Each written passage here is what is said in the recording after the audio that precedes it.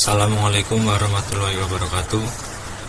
Kami dari kelompok 2 K4 mata kuliah Kewirausahaan 1 yang beranggotakan saya, Aji Arsad Sukandar, Amir Hasan, Afifah Lutfiati, dan Tri Mulyaningsih akan mempresentasikan hasil diskusi kami, yaitu dengan materi manajemen risiko.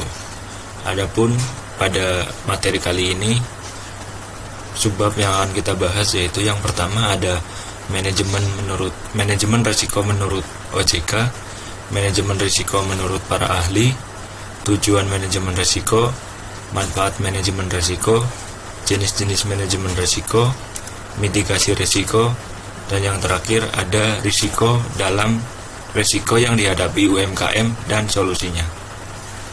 Masuk ke bab yang pertama yaitu manajemen risiko menurut OJK. Menurut Peraturan Otoritas Jasa Keuangan atau OJK Nomor 4 Tahun 2019 tentang penerapan manajemen risiko. Manajemen risiko adalah serangkaian metodologi dan prosedur yang digunakan untuk mengidentifikasi, mengukur, memantau, dan mengendalikan risiko yang timbul dari seluruh kegiatan usaha, perusahaan efek yang melakukan kegiatan usaha sebagai penjamin emisi efek dan perantara pedagang efek yang merupakan anggota bursa efek. Manajemen risiko menurut para ahli. Yang pertama yaitu pengertian manajemen risiko menurut Smith 1990 adalah proses identifikasi, pengukuran, dan kontrol keuangan dari sebuah risiko yang mengancam aset dan penghasilan dari sebuah perusahaan atau proyek yang dapat menimbulkan kerusakan atau kerugian pada perusahaan tersebut. Kemudian, yang kedua yaitu pengertian manajemen risiko menurut Johan Putro pada tahun 2008 adalah proses terstruktur dan sistematis dan mengidentifikasi, mengukur, memetakan, mengembangkan alternatif penanganan risiko, dan memonitor dan mengendalikan penanganan risiko. Dan yang ketiga, menurut Coco Sudarso, manajemen risiko adalah penerapan fungsi manajemen dalam manajemen risiko, terutama risiko yang dihadapi oleh organisasi atau perusahaan, keluarga, dan masyarakat.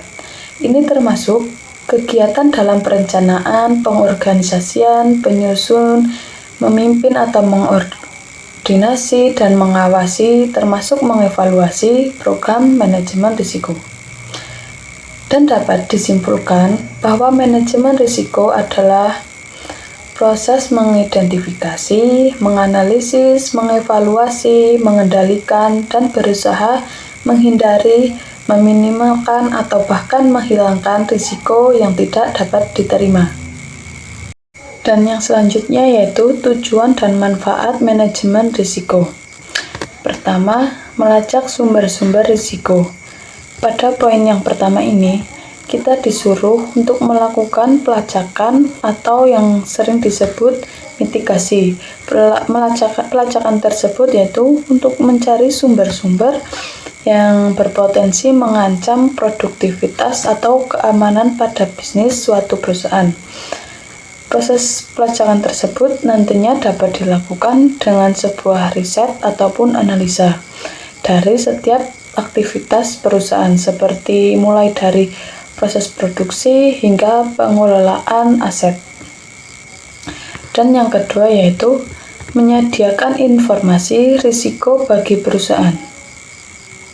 Tujuannya yaitu manajemen risiko harus menyediakan informasi tentang sumber-sumber tersebut yang sudah dilacak dan sumber-sumber tersebut apakah berpotensi pada risiko di perusahaan atau tidak. Setelah melakukan analisa, kemudian seorang manajer risiko harus menyusun laporan risiko berdasarkan data dari proses pelacakan tersebut. Dan langkah selanjutnya yaitu minimalisasi kerugian akibat terjadinya risiko. Setelah risiko ditemukan dan dianalisa, maka pihak-pihak yang terkait dengan risiko perlu melakukan upaya agar risiko tersebut tidak sampai terjadi dan mengancam keberlangsungan bisnis. Dalam artian, manajer risiko harus bisa membantu para pihak yang terlibat, seperti harus menemukan solusi penanganan risiko seperti melenyapkan potensi, meminimalisasi atau mentransfer risiko ke pihak lain. Dan langkah terakhir yaitu memberikan rasa aman bagi stakeholder. Dalam langkah ini maksudnya perusahaan harus memberikan rasa aman kepada stakeholder dan dapat dipercaya dengan integritas bisnis. Stakeholder di sini artinya bukan sebatas investor saja, melainkan sebagai pekerja, supplier, asuransi, dan pihak-pihak lain yang berkepentingan dengan perusahaan tersebut. Manfaat manajemen risiko perusahaan yang pertama adalah membantu perusahaan mencapai visi, misi, dan tujuan bisnisnya. Tanpa proses manajemen risiko perusahaan yang benar, Anda akan kesulitan atau bahkan gagal mewujudkan visi misi. Yang kedua, mencegah perusahaan mengalami kolaps. Poin kedua manfaat manajemen risiko adalah mencegah bisnis mengalami kolaps. Ada banyak faktor yang bisa mengakibatkan bisnis Anda bangkrut, mulai dari faktor pengelolaan finansial sampai fraud oleh manusia. Proses manajemen risiko adalah salah satu solusi terampuh guna menghindari kebangkrutan, terutama dari segi keuangan. Ketiga, meningkatkan keuntungan perusahaan. Selain untuk meminimalisasi ancaman, proses manajemen risiko juga bisa dimanfaatkan guna meningkatkan profitabilitas bisnis. Dengan adanya manajemen risiko perusahaan, Anda bisa menganalisa pengelolaan sumber daya yang sekiranya kurang efisien atau efektif. Keempat, menjaga kepercayaan stakeholder. Manfaat manajemen risiko perusahaan yang terakhir adalah agar stakeholder terus mempercayai Anda, sehingga reputasi bisnis Anda juga akan tetap terjaga. Jika perusahaan Anda terbukti punya nama baik di mata stakeholder, akan lebih banyak lagi stakeholder datang pada Anda untuk memulai kerjasama. Kemudian jenis-jenis manajemen risiko. Berdasarkan jenisnya, manajemen risiko dibagi menjadi 4, yaitu manajemen risiko operasional. Manajemen risiko operasional muncul sebagai tindakan preventif terjadinya kesalahan proses kerja. Manajemen risiko operasional biasanya dilengkapi dengan sanksi untuk mencegah 4 faktor penyebab risiko dalam proses kerja. 4 faktor tersebut adalah proses, sistem, manusia, serta kejadian eksternal. Contoh kegagalan yang dimaksud adalah seperti human error, kerusakan mesin, kegagalan sistem jaringan, force majeure, ataupun aksi massa. Yang kedua, manajemen risiko hazard adalah manajemen risiko yang muncul karena adanya risiko yang berpotensi bisa mengakibatkan kerugian bisnis maupun kerusakan. Ada 3 macam hazard yang menjadi perhatian, yaitu legal hazard, seperti pelanggaran SOP atau aturan perusahaan yang mengakibatkan financial loss. Kemudian physical hazard, seperti berkurangnya jumlah produksi karena adanya mesin produksi yang rusak karena sudah tua. Kemudian moral hazard, seperti kecelakaan kerja karena kurangnya K3LH perusahaan. Yang nomor 3, ada manajemen risiko finansial. Adalah pengawasan risiko yang bertujuan untuk melindungi hak milik, keuntungan, dan ekuitas perusahaan.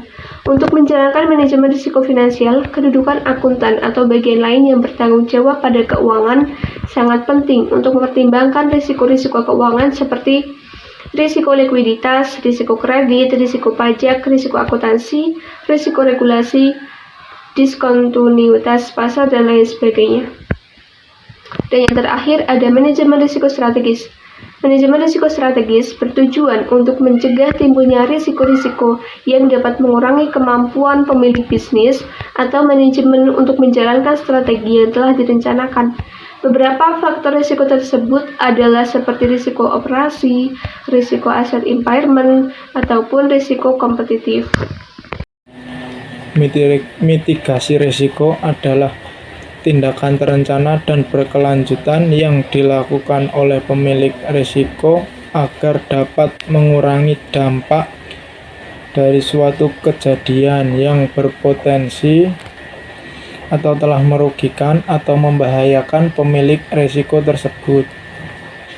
Adapun 4 langkah-langkah yang bisa dilakukan sebagai mitigasi risiko. Yang pertama ada acceptance. Mitigasi pertama yang bisa dijalankan yakni acceptance atau biarkan saja risiko itu terjadi. Umumnya mengambil langkah ini saat risiko tak memiliki dampak yang signifikan atau kecil kemungkinannya untuk terjadi. Yang kedua ada avoidance. Anda melakukan berbagai macam cara untuk menghindari risiko tersebut menimpa proyek atau perusahaan Anda. Umumnya mitigasi semacam ini butuh investasi yang cukup besar dan mempertimbangkan jika kemungkinan terjadi cukup tinggi dan imbasnya cukup besar. Yang ketiga ada limitation. Anda tahu bahwa risiko tersebut pasti terjadi dan imbasnya cukup besar. Opsi ini saat Anda tidak bisa menghindarinya, namun sangat mungkin untuk meminimalisir dampak kepada perusahaan saat risiko menghampiri. Kemudian yang keempat, transference. Alih-alih menelan pil pahit risiko, Anda meminta pihak lain yang mau dan mampu menenggaknya tanpa ragu. Mitigasi risiko semacam ini umum dilakukan perusahaan di aspek manajemen atau menggunakan sistem HRM. Ke subbab yang terakhir, yaitu risiko yang dihadapi UMKM dan solusinya. Keberadaan UMKM sangat terasa manfaatnya bagi perekonomian Indonesia. Dengan adanya UMKM, Indonesia dapat bertahan dari krisis global yang terjadi pada awal tahun 2008. Hal ini membuat keberadaan UMKM menjadi sesuatu yang sangat potensial bagi perekonomian Indonesia. Walau dapat mendongkrak ekonomi Indonesia, tapi tetap masih ada masalah atau risiko yang dihadapi para pelaku UMKM. Adapun risiko-risiko tersebut yaitu yang pertama, permodalan. Modal menjadi salah satu risiko yang sering dialami oleh para pelaku UMKM. Kurangnya modal usaha membuat kegiatan produksi UMKM terhambat dan menyebabkan menurunnya pemasukan. Solusi pertama yang sering dilakukan para pelaku UMKM adalah meminjam modal dari bank. Tapi biasanya mereka gagal dikarenakan tidak terpenuhinya syarat. Solusi yang mungkin ialah dengan meminta bantuan UMKM yang berupa BLT untuk UMKM yang disalurkan pemerintah melalui Kementerian Koperasi dan UMKM dan Kementerian Sosial. Lanjut ke masalah kedua yaitu risiko pemasaran. Risiko kedua yang sering dialami UMKM adalah kurangnya memahami tentang pemasaran digital. Sebagian pelaku UMKM tidak memasarkan produknya secara online, yang akhirnya membuat daya saing produk kurang dan menyebabkan sepinya pelanggan. Mungkin memang sudah banyak UMKM yang melek teknologi, namun sebagian besar pelaku UMKM belum bisa memaksimalkannya, sehingga potensi keuntungan yang bisa didapat pun belum maksimal. Nah, solusi dari risiko ini ialah perlunya pelaku UMKM menggali informasi tentang pemasaran digital. Jika perlu, pelaku UMKM bisa mengikuti seminar-seminar bisnis atau ikut dalam komunitas bisnis yang ada di daerah tersebut. Setelah itu, mereka bisa menggunakan media sosial dan membuka toko online di beberapa e-commerce untuk meraih pasar yang lebih luas dan keuntungan yang maksimal. Selanjutnya yaitu yang ketiga yaitu resiko persaingan bisnis yang semakin ketat atau produk. Persaingan bisnis yang semakin ketat mengharuskan UMKM melakukan inovasi di setiap produk yang dihasilkan. Masalahnya banyak UMKM yang tidak melakukan inovasi karena tanpa adanya inovasi, pesaing bisa dengan mudah mengambil pasar UMKM lain. Solusinya yaitu adalah pelaku UMKM bisa meningkatkan kualitas produk, packaging, dan lain-lain. Selain itu juga, pelaku usaha harus menciptakan produk yang mengikuti tren agar pelaku usaha bisa memenuhi kebutuhan pasar. Nah, risiko yang terakhir yaitu ada pengembangan usaha. Kebanyakan UMKM tidak memiliki pengetahuan yang cukup untuk mengembangkan bisnis. Mereka hanya fokus ke proses produksi tanpa berusaha meningkatkan kualitas produk. Solusi dari risiko ini adalah dengan memperbanyak membaca dan update tentang pengembangan strategi bisnis terbaru. Bisa juga berdiskusi dengan pengusaha yang lebih dulu sukses, atau bisa dengan menonton video, tips dan trik dalam mengembangkan bisnis. Demikian video presentasi dari kelompok kami. Ada kurang lebihnya mohon maaf. Wabil taufiq wal hidayah. Wassalamualaikum warahmatullahi wabarakatuh.